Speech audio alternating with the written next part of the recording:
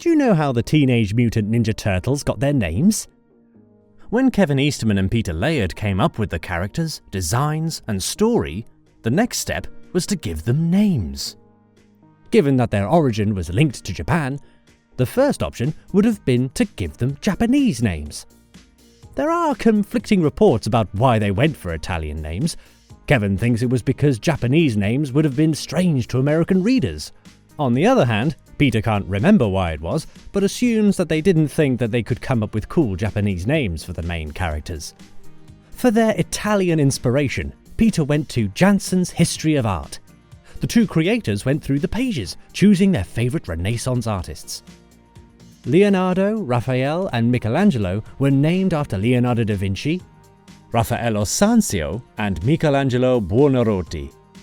But they ran into a problem with the fourth turtle. Kevin's candidate would be Bernini. But Peter felt Donatello was a better sculptor. The two creators couldn't settle it, so in the end, they opted to continue with the rhyming O of the other artists. And that's how Donatello became the last named turtle. And just to be clear, Leonardo, Raffaello, Michelangelo and Donatello all end with an O. But I guess Raffaello didn't sound cool enough. I'm Raphael. Yeah, all the good ones end in O.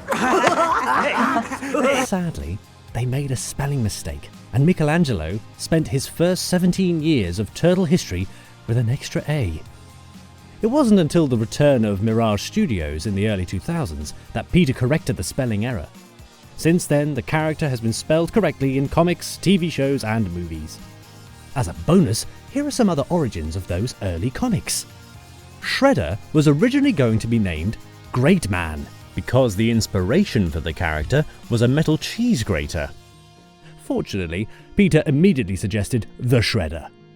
Since the first appearance of the Turtles was an homage to Daredevil, two names referenced characters from the Marvel Universe. One was Splinter, named after Stick, Daredevil's blind sensei. The other was the Foot Clan, which was an obvious nod to The Hand, a criminal organization of mystical ninjas introduced in the pages of Daredevil. April O'Neil was named after April Fisher, a woman Kevin had dated, married, and later divorced. Casey Jones almost had a different vigilante name. Kevin's idea was to give him a simple name. Unlike Marvel anti-heroes like The Punisher, the sports theme led Kevin to consider names like Batman, Batboy, Slugger, Babe, The Kid, Pinch, Shortstop, and DH?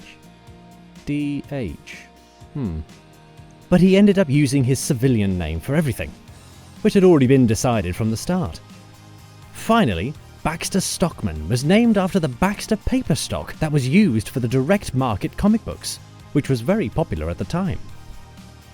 If you want to learn more about your favourite TMNT characters, you can check out the characters playlist on this channel. Thanks for watching. See you in the sewers.